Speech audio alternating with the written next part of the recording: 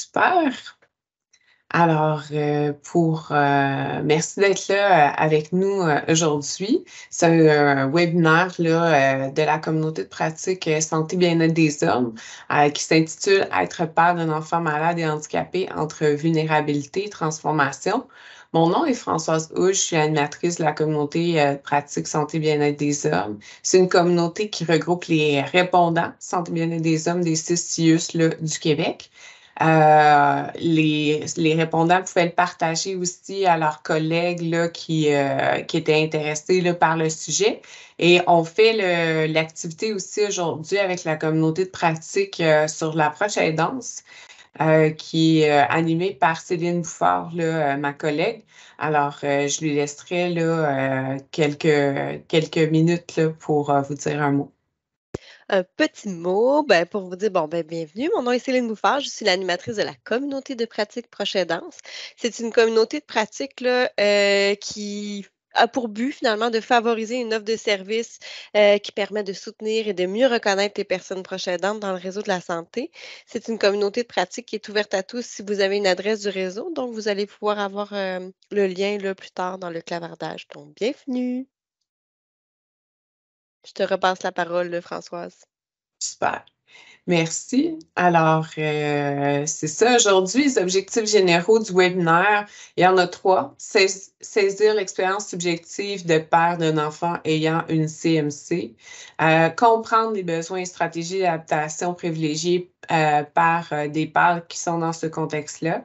Et le dernier, identifier quelqu'un repère pour intervenir auprès des pères. On a la chance là, d'avoir 2 conférenciers avec nous aujourd'hui.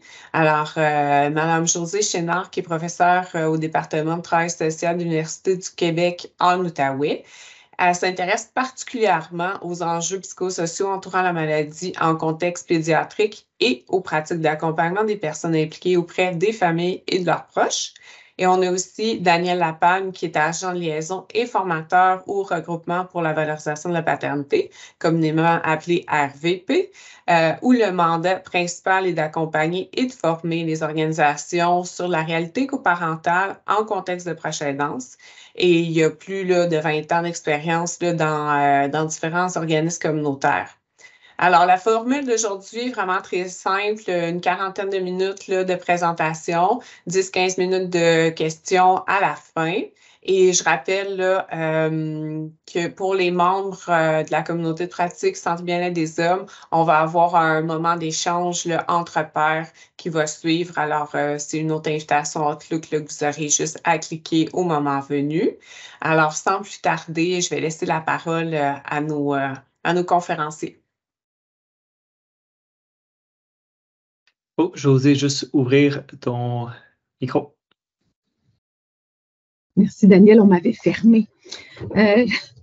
Donc, voilà, je suis Josée Chénard. Ça me fait plaisir d'être là aujourd'hui pour vous partager quelques résultats issus d'un projet de recherche. Et je suis avec Daniel là, qui va vous présenter en deuxième partie quelques pistes d'intervention à privilégier qui sont très en lien avec les résultats de la recherche. D'abord, on aimerait ça vous lire, que vous nous disiez peut-être un mot qui vous vient à l'esprit quand vous entendez l'expression des pères qui vivent avec un enfant handicapé, un enfant en situation de handicap. Peut-être un mot qui vous vient. Il n'y a pas de bon ou de mauvais mots. Hein? Alors, ça commence à rentrer. Oui. Sacrifice, frustration, fatigue, détresse, courage, lourdeur, résilience. Courage revient à quelques reprises. Hein? Deuil, impuissance, solitude, adaptation. Bref, vous identifiez des mots qui sont vraiment dans le vocabulaire des pères que j'ai rencontrés dans le cadre de cette étude. Certains, le deuil, la culpabilité, la lourdeur, la colère, vraiment des termes qui reviennent dans les propos des pères. Et quand on les regarde de l'extérieur, ben, on dit beaucoup de courage puis de la résilience, effectivement. Merci pour vos partages. Partenariat, c'est intéressant. Bienveillance. Super. Anxiété, oui. Ah, je vois questionnement aussi. Questionnement, oui, OK, qui vient d'apparaître. Oui. OK. Isolement, en Génial. gros. OK. Merci. Bon. Le téléphone qui s'y met de la partie. Je ne l'avais pas prévu, celui-là. Mon cellulaire, oui, mais pas le téléphone du bureau. Je m'excuse. Donc, voilà. Je vais vous partager. Là, je vois un onglet. Je m'excuse, je ne suis pas très familière. Là, c'est écrit « Envoyer ». Le sondage est clos. OK. Je peux juste fermer ça, j'imagine. Je vais vous partager. Partage ici. Seigneur! Je vais baisser ça. On va fermer ça. Partager l'écran. Ici. Donc, vous devriez voir apparaître. C'est beau, Daniel? Oui, c'est bon. Excellent. Donc, le plan de... En fait, ça, c'est la première diapo. Les objectifs, Françoise les a bien identifiés. Donc, le plan de la présentation, je vais d'abord vous présenter un peu la problématique à l'origine de ce projet de recherche-là. Je vais vous présenter un bref retour là, sur la question et les objectifs de recherche, une petite diapo sur la méthodologie qu'on a privilégiée pour réaliser cette recherche-là, et ensuite quelques résultats, et Daniel va enchaîner avec quelques pistes d'intervention. Donc, voilà, le contexte de l'étude, en fait, je suis encore très impliquée auprès d'un organisme communautaire que vous connaissez peut-être, qui est l'Étoile de Pachot, un réseau d'entraide pour parents d'enfants sévèrement handicapés. Et je parlais avec la directrice et elle me disait, Josée, on ne réussit pas à rejoindre les pères. Comment on peut les rejoindre? Ils vivent des choses difficiles, mais on n'en sait pas trop. Donc, j'ai dit, ben voilà, quelle idée extraordinaire de faire une étude sur l'expérience des pères. Et en allant faire un petit tour dans la littérature, on s'est rendu compte qu'il y avait des enjeux importants en lien avec l'expérience des pères et ce qui nous a amené à réaliser l'étude. Donc, voilà l'origine un peu. Puis pourquoi les enfants ayant une condition médicale complexe, en fait, qui sont ces enfants-là? J'espère que je vais pouvoir revenir en arrière aisément. En fait, les enfants qui ont une condition médicale complexe, comme vous le voyez dans la bulle en haut à droite, ce sont des enfants qui ont une condition chronique, qui est diagnostiquée ou en voie de l'être. C'est une condition qui est sévère et chronique. En bas à droite, en bas à gauche, c'est-à-dire, excusez-moi, à cette condition médicale est associée des incapacités physiques et intellectuelles, parfois sévères, et qui requièrent parfois même une dépendance médico-technologique à domicile, c'est-à-dire des enfants qui seraient, par exemple, gavés, des enfants qui seraient trachéotomisés, c'est-à-dire qui respirent via la trachéo, des enfants qui seraient dépendants de l'oxygène, mais tous ces soins-là sont requis à domicile. Évidemment, c'est des enfants qui ont des besoins importants, qui consomment beaucoup de services, qui utilisent beaucoup les services médicaux, les thérapies spécialisées en ergo, en physio, en inhalo, par exemple. Et évidemment, ça a des retombées importantes sur la famille. Et bon, comme on le voit dans la bulle en bas à droite, une utilisation des services de santé qui est très élevée. C'est des enfants qui sont suivis en général par 13 médecins, dont 13 médecins issus de 6 spécialités différentes. Donc, c'est peu dire. Ce n'est pas banal en soi. Pourquoi ces enfants-là? En fait, même s'ils constituent et représentent une petite portion de la population, en fait, ils représentent moins de 1% de tous les enfants, on sait que c'est une population qui est en émergence. Il y a des articles qui le démontrent. Pourquoi? Parce que ces enfants-là survivent à leur situation grâce au déploiement des technologies, des médicaments, etc., etc. ces enfants qu'on voit aujourd'hui, qui sont atteints d'une condition médicale complexe, il y a 20 ans à peine, ne survivaient pas au-delà des 10 premières années de la vie. Certains décédaient dans les premières années de la vie. Aujourd'hui, il n'est pas rare d'en voir qui transitent des soins pédiatriques aux soins adultes. Et ça soulève évidemment d'autres enjeux. Cela dit, les répercussions de la condition médicale complexe de l'enfant sont nombreuses. Ça entraîne des effets, des répercussions sur la santé mentale des parents, la détresse, la dépression, de l'anxiété, hein, vous l'avez dit, vous l'avez identifié comme mot-clé tantôt. Il y a des articles qui nous démontrent que ces parents, étant donné le stress et la durée du stress, ben, c'est des parents qui sont à risque de mortalité prématurée, des risques d'épuisement. On voit que c'est très bien documenté des tensions au sein du couple, un réseau social qui s'effrite, des réactions de la fratrie qu'on connaît peu, mais qu'on sait que ça existe. Des parents aussi qui sont confrontés, exposés à des décisions qui sont difficiles et complexes. Pensons juste à la question de la réanimation ou la non-réanimation, par exemple. C'est pas évident de prendre cette décision-là au nom de son enfant. Donc, dans un contexte sociopolitique particulier, dans la mesure où on voit davantage, de plus en plus d'investissements dans les technologies de la santé et les investissements pour assurer la qualité de vie une fois à domicile, ne suivent pas nécessairement autant que les investissements en santé. Bref, il y a comme un peu un déséquilibre, ce que moi j'appelle un paradoxe médico-technologique. Bref, les ressources d'aide ne suffisent pas, en fait, ne répondent pas toujours aux besoins réels des familles, ce qui fait que des parents ou des proches doivent créer des fondations pour aller chercher le plus de répit possible, le plus d'argent possible pour payer des médicaments qui ne sont pas payés, ne sont pas défrayés par la RAMQ. Bref, les répercussions de la condition de l'enfant sont nombreuses. Et ce qu'on a remarqué dans la littérature, c'est que ces études-là documentent essentiellement le point de vue des mères. On a très peu ou pas d'études qui documentent le point de vue des pères. Donc, c'est ce qui a expliqué la pertinence de réaliser cette étude-là. Pour ce faire, je reviens. Je ne suis plus capable d'avancer. Attendez une minute.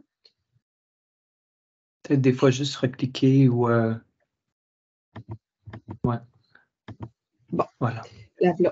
Ce qui nous a amené à développer des questions de recherche qui sont les suivantes. En fait, on a voulu comprendre l'expérience des pères qui vivent avec un enfant qui a une condition médicale complexe. Et on se rappelle, une condition médicale complexe, ce sont des enfants qui ont des incapacités physiques et intellectuelles. Donc, on voulait voir quelles étaient leurs réactions par rapport à la maladie de leur enfant, la condition de leur enfant, quelles étaient les stratégies d'adaptation dont ils font preuve durant la vie de leur enfant, quelles relations ils entretiennent avec les professionnels de la santé et les services sociaux et comment ils évoluent leurs besoins et le type de soutien dont ils bénéficient. Évidemment, je ne peux pas vous présenter aujourd'hui en l'espace, avec le temps qui nous est imparti, tous les résultats de la recherche, mais je vous en présente quelques-uns. C'est une recherche de type, évidemment, qualitative, exploratoire et participative. On avait un comité aviseur composé de pairs et de gestionnaires d'organismes du réseau qui répondent aux besoins de ces familles. On a eu 4 rencontres. Ils ont été impliqués à différents moments de la démarche de recherche. Ils ont participé notamment à l'élaboration des affiches, des outils de recrutement, des outils de collecte de données et à l'analyse des résultats. On a réalisé des entretiens semi-dirigés. Je l'ai dit, une étude exploratoire, donc c'est un très petit échantillon, mais quand même, les résultats sont assez, à certains égards, percutants. On a rencontré 11 pères, dont 10 occupaient un emploi à temps complet et un père était à la maison avec les enfants. 3 pères étaient séparés. dont 2 en garde partagée et un avait la garde complète de ses enfants. Et ce sont des pères qui habitaient dans la région de Montréal. On a eu le plaisir de rencontrer des pères qui étaient très engagés dans les soins. Ils nous ont même remercié de s'intéresser à leur réalité, à leur vécu.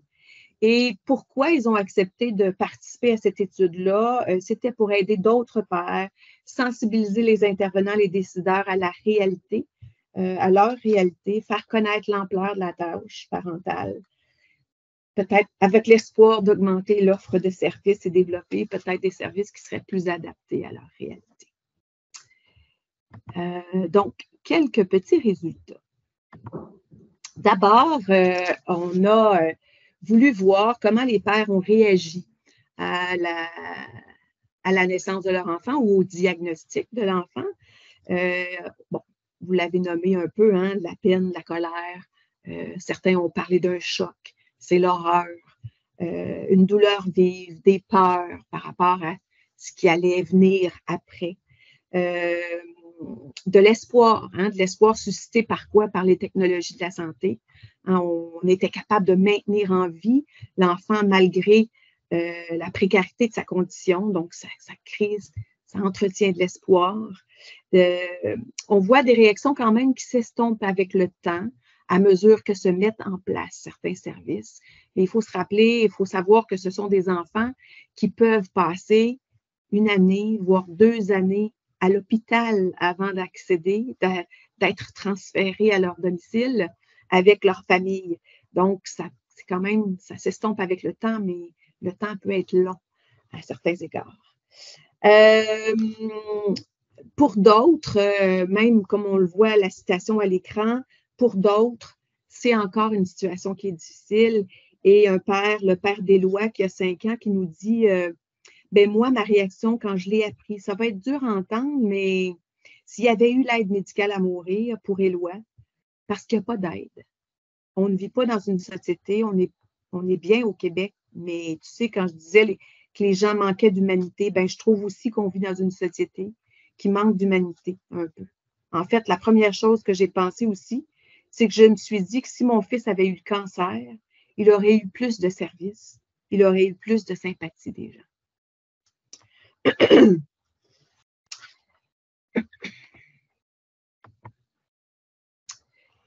Les pères, quand on les questionne sur leurs émotions, en fait, on remarque que le vécu des pères n'est pas étranger à celui des mères. Hein. Ils vivent des émotions qui sont sensiblement les mêmes.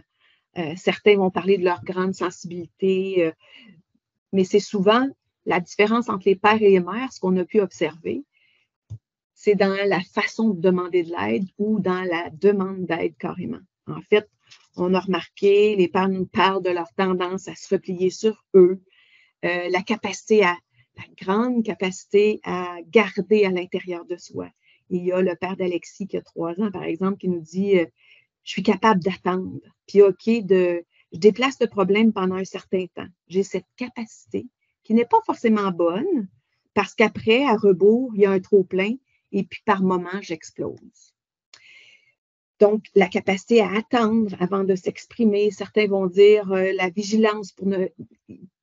Ils sont conscients, en fait, qu'il faut qu'ils soient vigilants pour ne pas s'enfoncer dans la souffrance.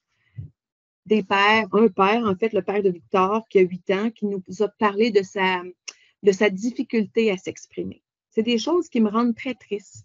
Mais comme je suis triste et je ne veux pas le dire, je ne peux pas le dire parce que tu ne dis pas ces choses-là. Tu ne peux pas le dire, ça te rend une face bête.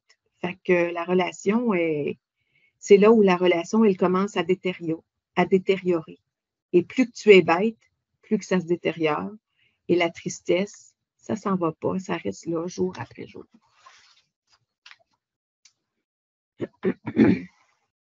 Les pères nous ont aussi parlé des répercussions qu'avait la condition de leur enfant sur leur état de santé. Encore là, un peu comme les mères, les pères nous parlent de leur fatigue extrême, leur découragement par moment, leur sentiment de surcharge, le sentiment de manquer de liberté, d'être emprisonné, d'avoir le sentiment d'être emprisonné à la maison, le sentiment de manquer de temps pour soi. Et d'autres vont nous parler aussi de la culpabilité. La culpabilité face à la condition de leur enfant, la séparation d'avec la mère ou d'avec le conjoint. Et d'autres vont nous parler de la culpabilité, de ressentir ou d'avoir des pensées qu'ils jugent comme étant non légitimes. Et là, je vous raconte un petit extrait du père de Gabriel qui a 9 ans, qui est sévèrement, qui a des incapacités physiques et intellectuelles sévères. Il y a des choses, des fois, que quand je suis avec Gabrielle, qu'elle hurle, qu'elle pleure, qu'elle n'est pas bien, qu'elle ne peut pas me parler, que je ne sais pas si elle ressent quelque chose, si elle ressent, tu sais, est-ce qu'elle ressent quelque chose? Est-ce qu'elle comprend? D'ailleurs, c'est pour ça que j'ai voulu descendre ici. Au moment où on a fait cet extrait-là, on était dans le salon, il a dit, là, j'ai quelque chose à te dire, mais je ne veux pas que personne l'entende. Donc, il m'a amené dans le sous-sol, en terre battue, pour être sûr que sa fille, sa conjointe et ses autres enfants ne l'entendent pas.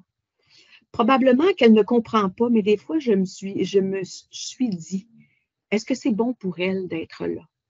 Est-ce que c'est bon pour moi, pour nous, qu'elle soit là? Tu sais, l'aide à mourir. Tu sais, c'est quelque chose qui, dans cette situation-là, c'est une situation qui est particulière. Puis des fois, quand ça me passe par la tête, je me dis, tu sais, je me dis juste que je ne peux pas être fermée. Puis je me fais un peu comme un père, un genre de reproche, de culpabilité. De culpabiliser, de le dire, « Hey, comment peux-tu penser à ça? Comment peux-tu penser, c'est ta fille, c'est un être vivant. »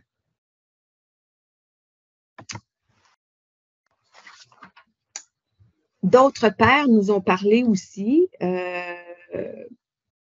des maux physiques. Hein? Ils nous parlent de saignements de nez, de soif froide, de problèmes intestinaux, de maux de dos, de bursite. Mais ce qu'on a remarqué aussi dans leurs propos, c'est qu'ils ont tendance à nier la douleur psychologique ou morale et qui vont consulter quand cette souffrance-là devient physique. Ils vont nous parler de privation de sommeil, de santé mentale fragilisée ou même parfois de détresse psychologique qui vont les amener en arrêt de travail, qui va provoquer la dépression, l'anxiété, l'épuisement et du stress. On a remarqué dans les propos des pères que ces effets aussi peuvent être amplifiés par le contexte dans lequel ces familles évoluent. Par exemple, il y a des pères qui nous racontaient que leur conjointe était aussi atteinte d'un cancer. Ils nous ont parlé aussi de la maladie d'un de leurs proches. Certains nous ont parlé des tensions aussi post-rupture avec la mère ou le conjoint. Bref, des moments où ils ont risqué de perdre le contrôle, c'est ce qu'ils disent. Hein? Ils ont risqué de vouloir faire du mal à l'enfant, risquer, en fait, c'est pas tant un risque, mais de ne plus vouloir avoir l'enfant, vivre avec l'enfant. C'est quand même assez interpellant. Des pères nous ont aussi parlé des répercussions sur la relation de couple. Pour une minorité de pères qu'on a rencontrés, on nous parle d'une dynamique de couple qui est restée positive. Or, pour la majorité des pères qu'on a rencontrés, il y a des enjeux de communication importants. Des enjeux aussi au niveau de l'expérience vécue qui se vit à un rythme qui est différent pour la mère que pour le père. Et là, on a le père de Félix qui a 13 ans qui nous dit « C'est comme si on a vécu ça tellement différemment, à des étapes différentes. On s'est perdu en somme à travers tout ça. On s'est perdu. C'est comme ça que j'ai pu comprendre. On a vécu des choses à des étapes différentes. » On a aussi le père de Maïka, 8 ans, qui nous dit « Il me semble qu'on est tout le temps en train de parler de la logistique et de comment on organise les soins de Maïka et tout ça. Juste parler de nous deux, de nous deux, ça ne se passe jamais. Et des pères nous ont parlé aussi du peu ou de l'absence de moments d'intimité. On a, à travers les propos des pères, remarqué une répartition qui est, somme toute, assez traditionnelle, une répartition des rôles traditionnels. Hein, on l'a vu juste dans l'échantillon, 10 pères qui travaillent, 1 reste à la maison. Comment on décide qui va rester à la maison? Ben, c'est souvent le revenu. C'est le revenu qui gagne le plus qui va continuer à travailler et celui qui gagne le moins qui va rester à la maison. Et évidemment, c'est souvent des mères qui vont cesser de travailler. On a pu comprendre aussi une représentation assez stéréotypée des rôles. Et là, on a le père d'Alexis, 3 ans, qui nous dit parce que la maman, ce serait le côté plus sécurité affective, je pense, émotionnelle vis-à-vis de lui. Je pense qu'avec elle, il va beaucoup plus se permettre. Elle est beaucoup plus dans l'écoute, beaucoup plus dans l'aspect émotionnel. C'est la maman, qu'on le veuille ou non. Je ne peux pas la défier à ce niveau-là. Mais maintenant, moi, ça va être plus le côté, comme je disais, le côté joué, le côté ludique. OK, c'est le fun. Tu sais, des choses comme ça. Et il y a des pères qui nous ont parlé aussi des tâches de papa, comme les tâches d'entretien extérieur, le nettoyage des gouttières, la tonte du gazon, le déneigement, etc., etc.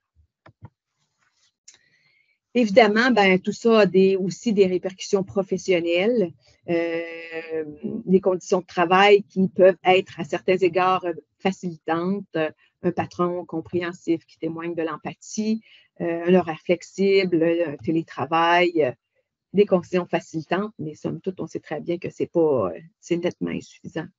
On voit des enjeux de conciliation travail-famille importants, travail, famille, soins. Les pères doivent changer leur plan de carrière, les opportunités de promotion sont limitées, des absences répétées au travail, des pertes d'emploi même, du stress, des arrêts de travail. Certains subissent, on pourrait dire ça, entre guillemets, la performance, les exigences de performance au travail. Et il y a des pères même qui prennent la décision délibérée de ne pas informer leur employeur de la présence de leur enfant dans leur vie. Pourquoi? Parce qu'ils craignent de perdre leur emploi, parce qu'ils craignent de ne pas être traités de la même façon que les autres collègues. Ils craignent de perdre des opportunités de promotion. Et là, on a l'extrait du père de Maïka, 8 ans, qui dit « Ceci étant dit, je travaille dans une compagnie où j'ai amplement de jours de vacances et les gens sont gentils. Je suis sûre que si je commençais à en parler plus, peut-être qu'ils démontreraient de la compréhension. Mais le problème que ça pose, moi, je me dis, à partir du moment où ils savent qu'il y a un problème majeur dans notre vie, qui est à long terme, ce que je perçois, c'est que je risque d'être perçue comme une personne qui n'est pas fiable, qui n'a pas de confiance, qui n'est pas de confiance parce que je ne serai jamais là. C'est ça le problème. Va-t-il être là? Est-ce que ça va être une situation où il n'aura pas dormi pendant 3 jours parce que sa fille est malade? Puis là, lui, il est tout croche, on ne peut rien n'y confier. Je préfère éviter ça. Puis surtout avec sa femme qui travaille à moitié. Moi, je ne peux pas me permettre de ne pas avoir une job qui paye assez. Je ne peux pas revenir en arrière dans ma carrière et gagner moins que ce que je gagne. Déjà, on a de la misère à arriver. Des répercussions financières. Je vais commencer à accélérer un petit peu parce que je veux laisser du temps à Daniel qui vous parle des pistes. Je suis en train de... Voilà. Les répercussions financières, bon, je l'ai nommé tantôt, il y a des pères qui doivent compter sur le soutien de leurs proches et donc une communauté qui s'est mobilisée pour organiser des activités sociales, des campagnes de levée de fonds, je m'excuse. Évidemment, on parle aussi de répercussions familiales, diminution ou absence d'activité familiale, des fratries qui sont aussi impactées, qu'on décrit comme une victime collatérale. On lui délègue des tâches, on les implique dans les soins. On parle de la grande tolérance et la grande résilience des fratries. Mais les pères se questionnent aussi sur les effets à long terme de cette tolérance-là et de cette résilience-là. Certains vont parler des réactions verbales, des crises de leur enfant. Je me rappelle très bien de son fils aîné, avait 8 ans quand Félix avait à peu près 4 ans. Il avait dit une chose, occupez-vous de moi un peu, vous passez votre temps à vous occuper de Félix. D'autres vont exprimer de la déception à l'égard de leurs proches. On pense entre autres à un père qui exprimait de la déception devant la qualité du soutien de sa mère.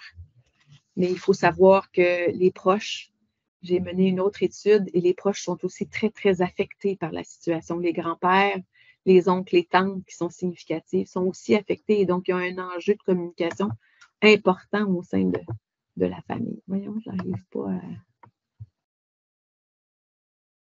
Juste recliquer, des fois, ça va rafraîchir. Répercussions, ça va? Répercussions sociales, l'effritement des liens sociaux. Les pères nous parlent du manque d'ouverture de la société vis-à-vis des incapacités physiques et intellectuelles de leur enfant, l'impression de vivre dans un monde parallèle, leur retenue à parler de leur enfant, de sa maladie, de ce qu'ils vivent à cause de certaines maladresses, de certains jugements d'autrui. Et là, on voit, bon, je vais passer rapidement. Des stratégies d'adaptation, des renoncements. Renoncer, déménager, limiter les activités sociales, baisse du niveau de vie, changer, faire un choix de voiture, avoir une minivan adaptée plutôt qu'une voiture sport, renoncer à des voyages, être proactif, chercher des solutions, demander de l'aide psychologique qui a été abordée par 3 pairs seulement. Se ressourcer, avoir des loisirs, faire de l'entraînement physique, la méditation, des arts martiaux, et avoir des activités avec des amis une ou deux fois par année. Imaginez, 1 ou 2 fois par année. Si on voyait nos amis seulement 1 fois par année, on peut comprendre qu'ils sont dépassés. Travailler, c'est un lieu de refuge, un lieu pour se changer les idées. Vivre le moment présent, ne pas anticiper l'avenir, garder espoir et s'impliquer socialement quand on le peut. Le rapport aux institutions, sentiment d'être traité comme un numéro, manquer de respect, de bienveillance. Par exemple, des pères nous ont parlé de l'annonce du diagnostic au téléphone. Sentiment de devoir s'imposer, s'affirmer, se battre pour obtenir des services. Ce qui vient parfois avec une étiquette pour l'enfant. Oui, c'est ça. Ce qui vient parfois avec une étiquette. Hein, le père qui arrive à l'hôpital, c'est souvent lui, par exemple, à l'hôpital ou au CLSC ou peu importe l'établissement, voyant sa conjointe qui pleure, qui se plaint, donc lui prend les devants et là s'impose comme un acteur, demande, exige, mais ce qui vient avec une étiquette qui est aussi lourde à porter par la suite.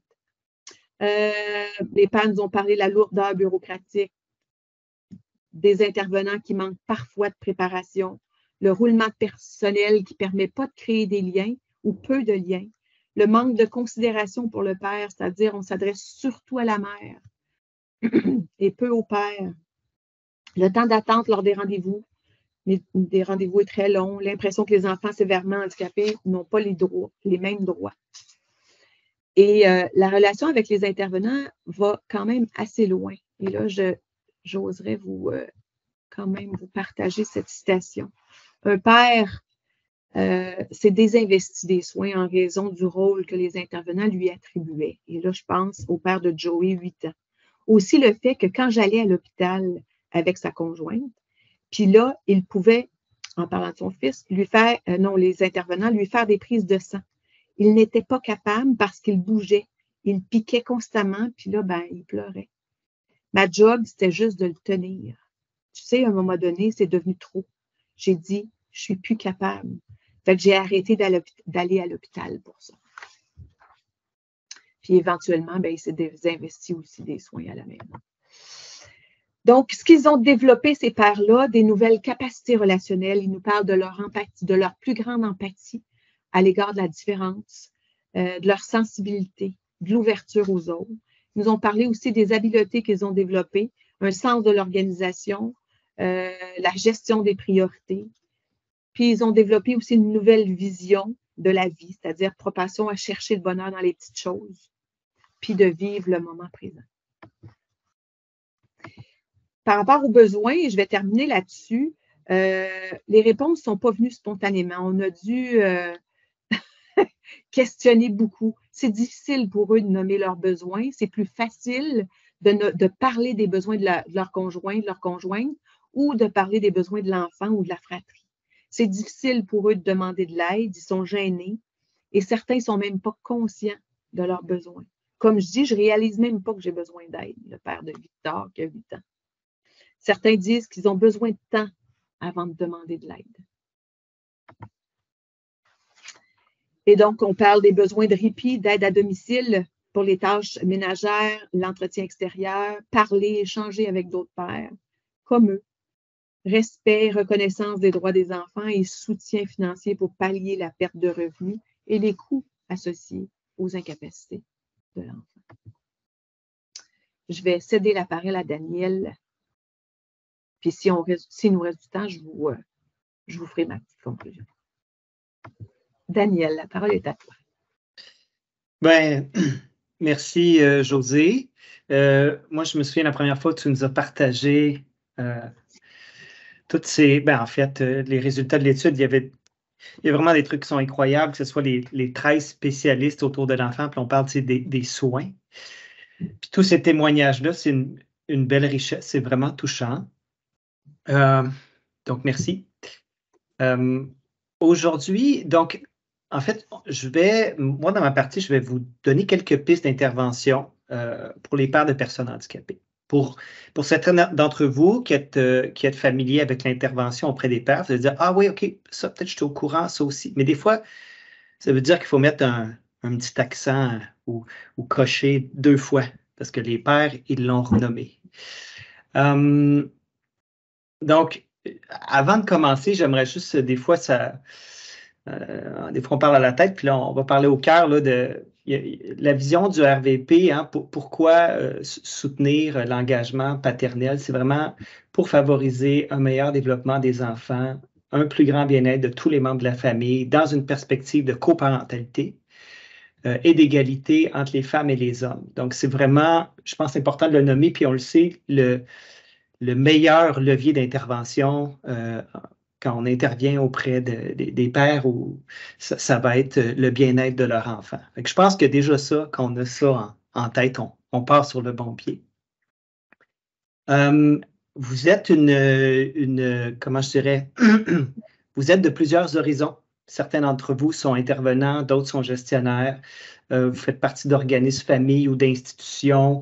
Alors, comme vous êtes de différents milieux, on a essayé de départager, de trouver des pistes d'action qui peuvent être pertinentes pour vous, que chacun puisse y trouver un petit peu son compte. Et puis, des fois, quand vous n'êtes pas directement interpellé, c'est des bonnes pratiques. Je vous invite à en être porteur, à devenir les porte-paroles de ces pratiques-là, des fois, parce que des fois, peut-être que ce n'est pas vous qui faites l'intervention, mais vous parlez aux intervenants ou vous parlez à des organisations. Donc, voilà, c'est juste un petit rappel avant de commencer. Je vais juste m'assurer, tout le monde voit bien, là, oui, OK, c'est bon le diapo. Préalablement, là, avant de commencer, pour mettre la table, qu'est-ce qu'on entend quand on parle de père? On a tout homme qui joue un rôle affectif et éducatif de premier plan auprès de l'enfant dans le contexte de la famille, qu'elle soit nucléaire, adoptive, recomposée, monoparentale et quel que soit le sexe à la naissance, l'expression de genre et l'orientation sexuelle du père. Donc, on est vraiment dans une définition inclusive. De la même façon qu'on parle de coparents, c'est des adultes reconnus comme parents auprès de l'enfant qui agissent et communiquent pour son bien-être, quelle que soit leur réalité parentale. Alors, quand je vais parler de coparents, quand je vais parler de père, c'est de ça qu'on entend, donc le plus large possible. Donc, maintenant, au RVP, on pense toujours au père comme inscrit dans le système familial et comme coparent. OK? Et puis, on sait qu'il peut y avoir plusieurs relations coparentales parce que, bon, les parents peuvent être séparés. Là, il peut y avoir 2 couples de coparents, mais même des fois, l'interaction entre un beau-père et une belle-mère d'un autre couple de l'ancien couple là, qui s'est reformé, ça fait aussi une relation coparentale. Donc, on l'entend, ne pas oublier aussi cet aspect-là. Quand on parle de coparentalité, là, encore là, un petit rappel rapidement. Je reprends les Naître et grandir, là, qui avait vraiment bien identifié là, les dimensions de la coparentalité. Donc, on parle essentiellement de tout ce qui tient dans le couple à communication entre les parents, partage des tâches, reconnaissance de l'autre parent et, ce que je t'ai dit, cohérence parentale. Voilà. Fait que là, on part avec nos balises pour regarder les pistes d'intervention. On a essayé de vous séparer ça un peu en 2 catégories, un peu plus sur la connaissance et bien connaître les pères ou les pères qu'on soit ou les coparents, puis bien connaître, puis après ça au niveau de la pratique. Mais des fois, ça se chevauche un peu, c'est normal, c'est juste pour organiser notre pensée un peu. Donc, mise en contexte, au RVP, depuis 2 ans, on est dans des projets où on fait de la formation auprès des organismes concernant les pères de personnes handicapées, auprès de la coparentalité des parents proches aidants, puis aussi auprès de l'OPHQ. C'est un projet qui continue, qui est en construction, mais pour ce faire, on a donc fait une recension des écrits. On a fait des focus group auprès des organismes qui sont spécialisés, auprès de ceux qui ne le sont pas, et auprès des pères proches aidants. Ça nous a permis, c'est là-dedans qu'on a rassemblé l'information. Et ce qu'on vous dit aujourd'hui, ce sont des éléments qui sont ressortis de ces exercices-là. Alors, je voulais juste encore une fois faire une petite mise en contexte.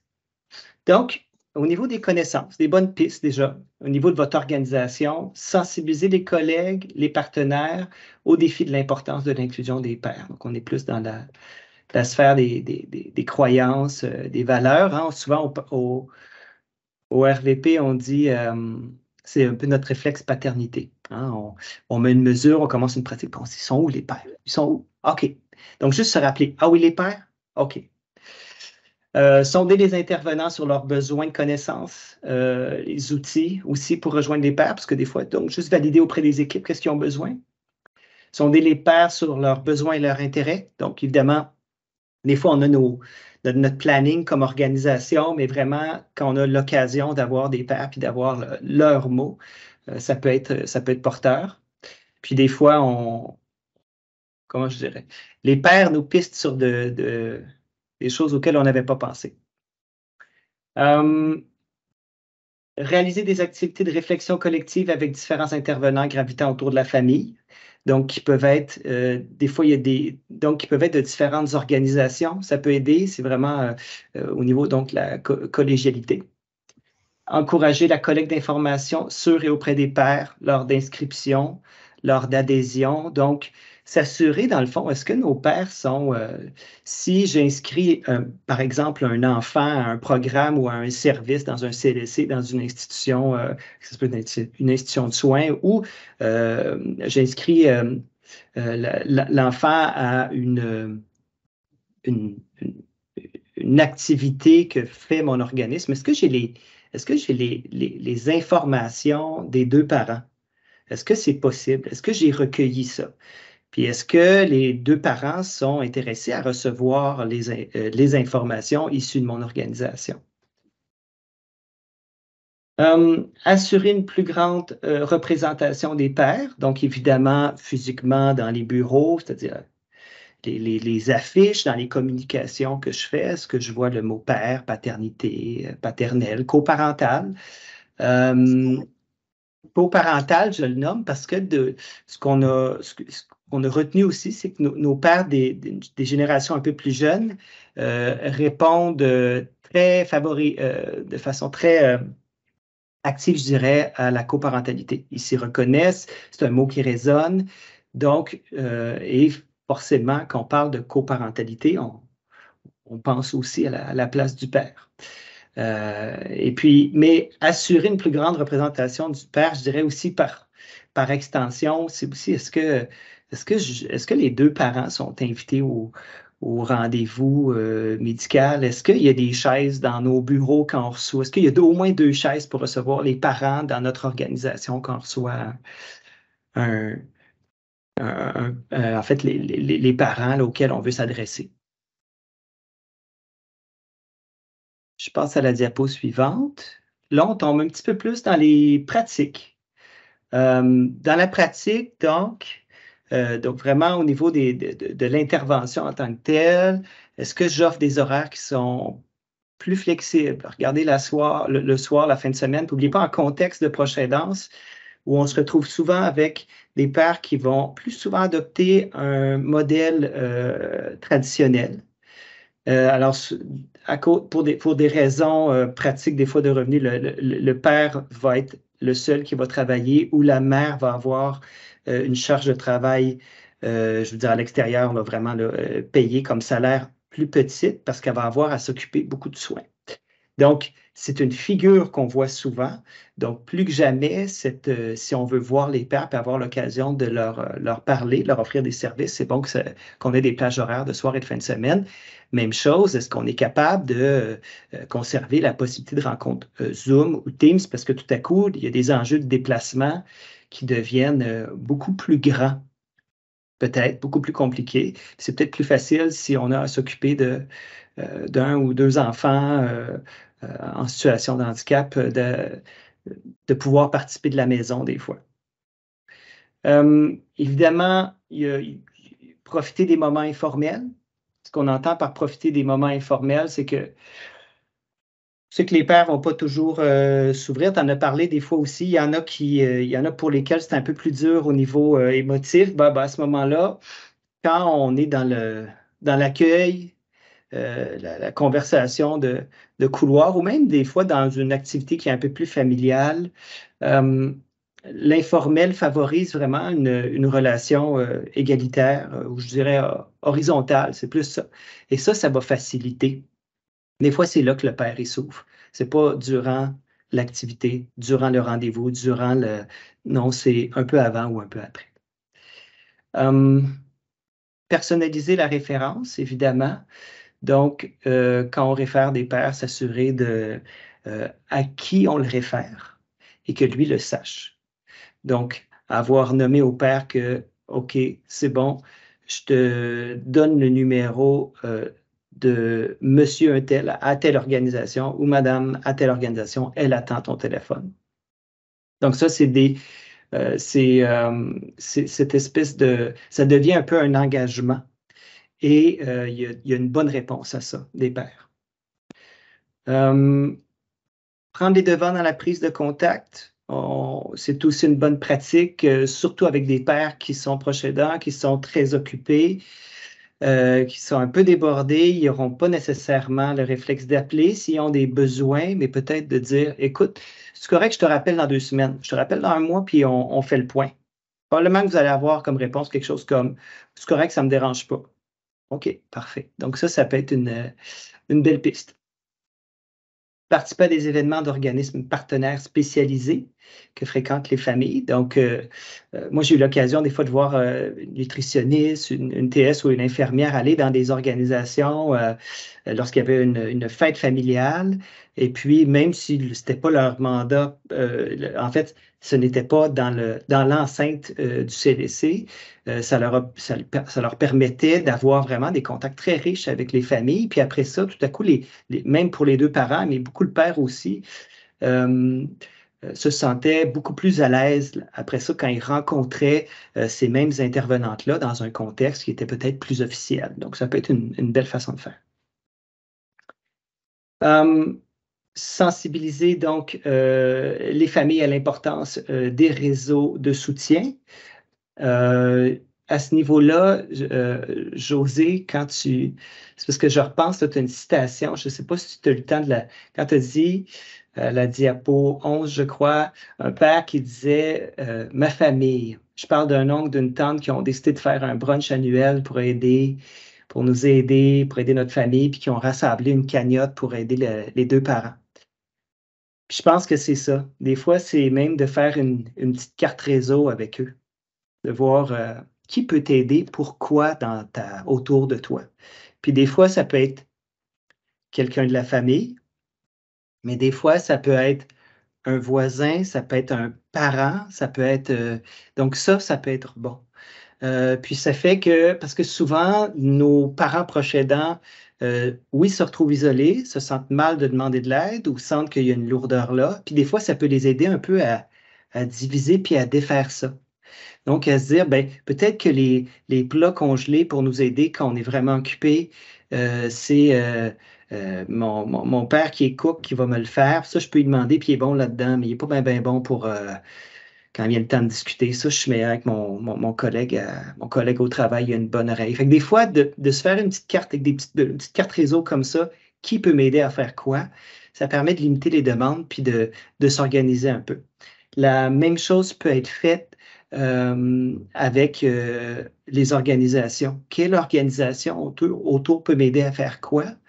Puis des fois aussi, ça redonne un certain pouvoir aux organismes familles autour, qui ne sont pas nécessairement des organisations spécialisées, mais tout à coup, qui peuvent quand même donner un coup de main supplémentaire, peut-être des fois avec la fratrie, des fois donner un petit peu de répit.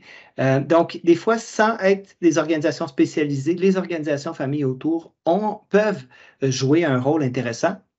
Donc, voir avec eux, une carte réseau, ça peut être bien. Les deux derniers points, on est beaucoup aussi dans la coparentalité.